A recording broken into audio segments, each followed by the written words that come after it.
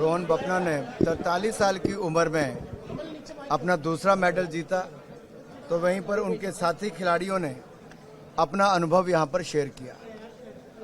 Shooting में हमने आज तक के सबसे ज़्यादा मेडल जीतने का एक रिकॉर्ड कायम किया है और एक कीर्तिमान जो बना है, मैं कहूँगा सभी खिलाड़ियों को बहुत बधाई। और जो हमारी अपेक्षाएं थी उसके अनुसार अभी तक मेडल टैली ठीक चल रही है और मुझे पूर्ण विश्वास है जब फाइनल डे खेलों का होगा तो भारत के आज तक के सबसे ज़्यादा मेडल जीतने का एक रिकॉर्ड भी बनेगा। शूटिंग में आपने अभी ऐलान भी किया है कि और बेहतर सुविधाएं आप लोग देने का के लिए वचनबद्ध है और आपने स्वीकृति भी दे दी है। क्या है वो ऐलान और क्या स्वीकृति आपने दी है? देखिए, करनी शूटिंग रेंज में एक तो 300 बेड का हॉस्टल हम बनाने जा रहे हैं और जो शूटिंग रेंजेस हमारी हैं उनको लेटेस्ट टेक्नोलॉजी के साथ उसको अपग्रेड करके खिलाड़ियों को सुविधा देंगे ताकि किसी भी वर्ल्ड चैंपियनशिप को करवाने के लिए या किसी इंटरनेशनल इवेंट में पार्टिसिपेट करने से पहले वर्ल्ड क्लास सुविधाएं उनके पास हो। उस समय ये एक अच्छी सुविधाओं में से एक बनी थी, लेकिन समय के साथ इसमें अब सुधार की और अपग्रेडेशन की डिमांड है जो हम करने जा रहे हैं।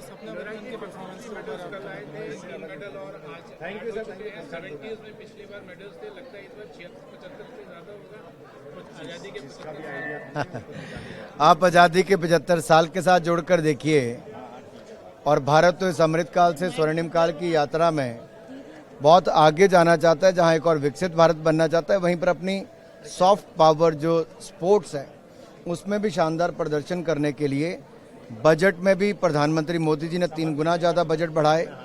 खेलो इंडिया के लिए भी 3300 करोड़ रुपया अलग से मंजूर किया और अभी हमें पैसों की और आवश्यकता थी तो उन्होंने 650 करोड़ रुपया और भी मंजूरी उसमें दी। तो पैसे की कहीं कमी नहीं आने देते। खिलाड़ियों का मनोबल भी प्रधानमंत्री जी बढ़ाते हैं, सुविधाएं लगातार बढ़ाकर एक मुझे लगता है एक वातावरण जो खेलों के प्रति देश में बना है उसके लिए प्रधानमंत्री नरेंद्र मोदी जी की जो सोच है उसके कारण खेलों को बढ़ावा मिला। हमारे खेल संघों ने जो फेडरेशंस हैं उन्होंने भी अपनी ओर से हर संभव प्रयास किए और खिलाड़ियों ने जो फाइनली जिनको अच्छा प्रदर्शन करना होता है बहुत शानदार प्रदर्शन किया है। मैं सबको बधाई देता हूँ।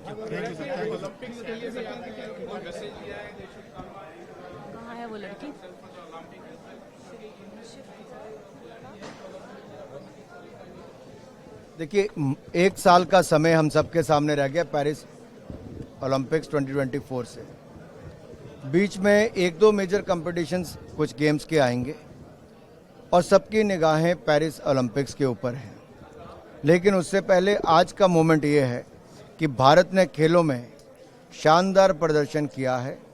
अभी तो उसका उत्साह बढ़ना चाहिए, सब में खुशियां मनानी चाहिए और मुझे पूर्ण विश्वास है ये जो हम दबाव नहीं डालते खिलाड़ियों पर उसका एक बहुत बड़ा प्रभाव है कि तनाव के बिना, दबाव के बिना जब खिलाड़ी खेलता तो अच्छी परफॉर्मेंस आती है। तो प्रधानमंत्री जी ने भी जब भी खिलाड़ियों से इंटरेक्शन की तो यही कहा कि आप 140 करोड़ भारतीयों का प्रतिनिधित्व कर रहे हो और जब आप उनको रिप्रेजेंट करते हो तो आप अच्छे हो तभी जा रहे हो। इसलिए बगैर प्रेशर के खेलिए, बेस्ट परफॉर्मेंस दीजिए, रिजल्ट अपने आप शानदार आएंगे। और हमने बार बार देखा वैसे ही भारत के रिजल्ट लगातार अच्छे हो रहे हैं। कंपटीशन से पहले मैं बहुत नर्वस थी, बहुत यही ख्याल बार बार आ रहा था, पता नहीं कैसा जाएगा, क्योंकि पिछले एशियन गेम्स में 4th, 5th और 6th थी तीनों इवेंट्स में, जो कि बहुत हार्ट ब्रेकिंग था। और इस एशियन गेम्स में मैं काफ़ी इन्हीं थॉट्स को टैकल किए जा रही थी कि न जाने कैसा होगा, बट हमारा परफॉर्मेंस बहुत बेहतरीन रहा है और मेरे 2 इवेंट्स थे और एक में मेरा 5th पोजीशन रही है और एक में हमने गोल्ड जीता है। तो मैं बहुत आभारी हूँ और आई होप आगे आने वाले समय में भी बहुत अच्छा प्रदर्शन देखने को मिले सबको। पहले भी आप खेलों में भाग ले चुके हैं, कई मेडल जो है लेकर आई हैं, लेकिन इस बार जो खेल हो रहा था तो कहीं नर्वस थी या फिर लग रहा था कि नहीं जीत के आ जाएंगे हम? जी, नर्वसनेस तो हर एक इवेंट में रहता है, चाहे वो स्टेट कंपटीशन हो, चाहे वो ओलंपिक गेम्स हो, बस वो थोड़ा सा डिफरेंट होता है हर एक लेवल पर। बट आई थिंक कोई भी ऐसा मैच नहीं होता जिसमें मुझे नर्वसनेस नहीं हो। और इसकी हमने आदत डाल ली है, बट वो अलग फैक्टर है, परफॉर्मेंस अलग फैक्टर है। जहाँ पे भी नर्वसनेस होती है वहाँ परफॉर्मेंस भी बूस्ट हो जाती है अपने आप ही। परिवार वालों का कितना सहयोग मिलता है? पूरा सहयोग मिलता है परिवार से।